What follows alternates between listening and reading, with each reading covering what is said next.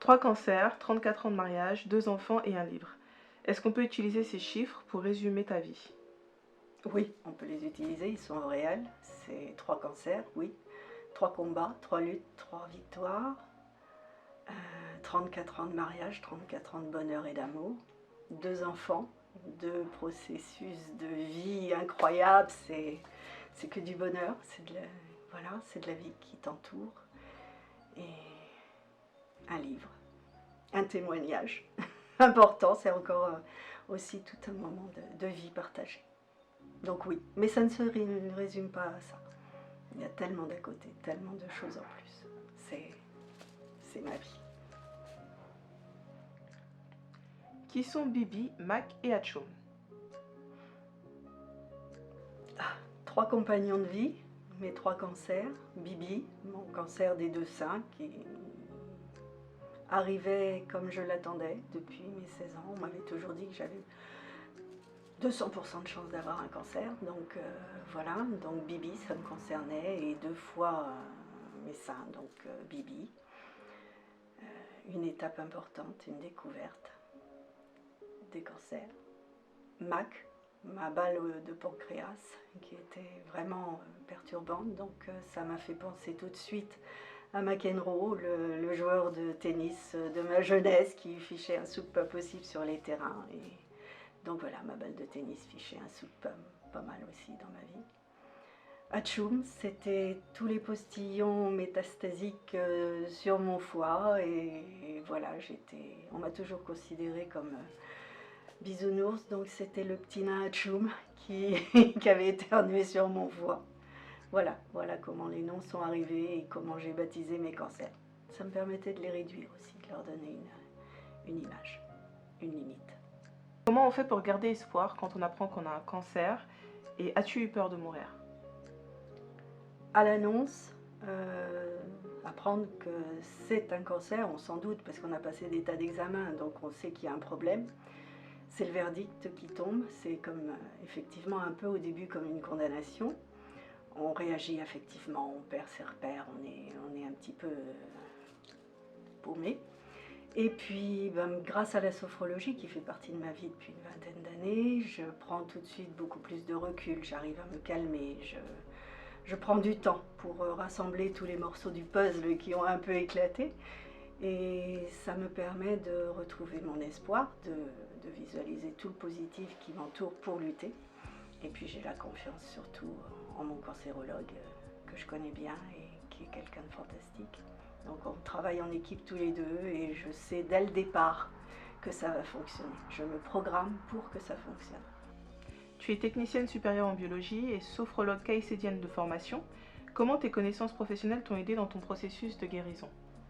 Alors ma formation avec mon BTS de biologie m'a permis de comprendre un petit peu tout ce qui se passe à l'intérieur du corps, les processus de cancérisation, le fonctionnement des défenses, voilà, de comprendre les analyses de laboratoire, tout cela, de pouvoir parler un petit peu avec mon cancérologue aussi, et puis avec mon diplôme de BTS, j'ai fait de la recherche en morphocristallographie sur les protéines du sang dans les processus de cancérisation, donc j'étais un petit peu au courant des choses.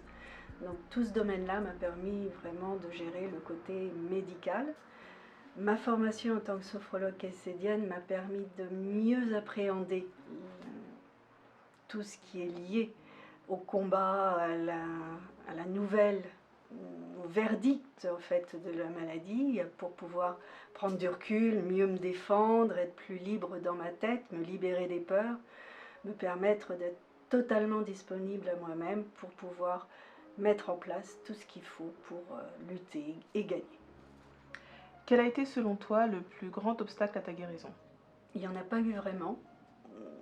À l'annonce du cancer, c'est la peur. La peur, effectivement, d'avoir un traitement qui ne va pas fonctionner, que le cancer puisse progresser. Mais non, je ne l'ai pas laissé vivre longtemps, cette peur. J'ai décidé que ça ne faisait pas partie de moi, que j'avais tout ce qu'il fallait, une équipe autour de moi, l'amour autour de moi, et puis mon corps qui pouvait se défendre avec toutes ses armées, avec toute ma force, toute ma ténacité. Je suis quelqu'un qui ne lâche pas. Donc non, un certain courage de me dire, bah, toi tu vas gagner, tu vas t'en sortir. Et ça n'est jamais sorti de ma tête. Ça c'est important, je pense, de toujours croire en sa victoire sur cette petite boule. Pourquoi avoir décidé d'écrire un livre autour de ton témoignage? Pour 3 raisons. La première est assez ancienne. C'est avant ma maladie. Mon voisin, que j'appréciais beaucoup, a eu un cancer.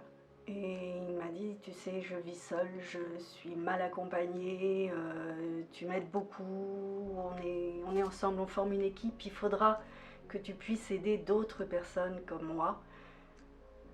Et c'est resté inscrit en moi.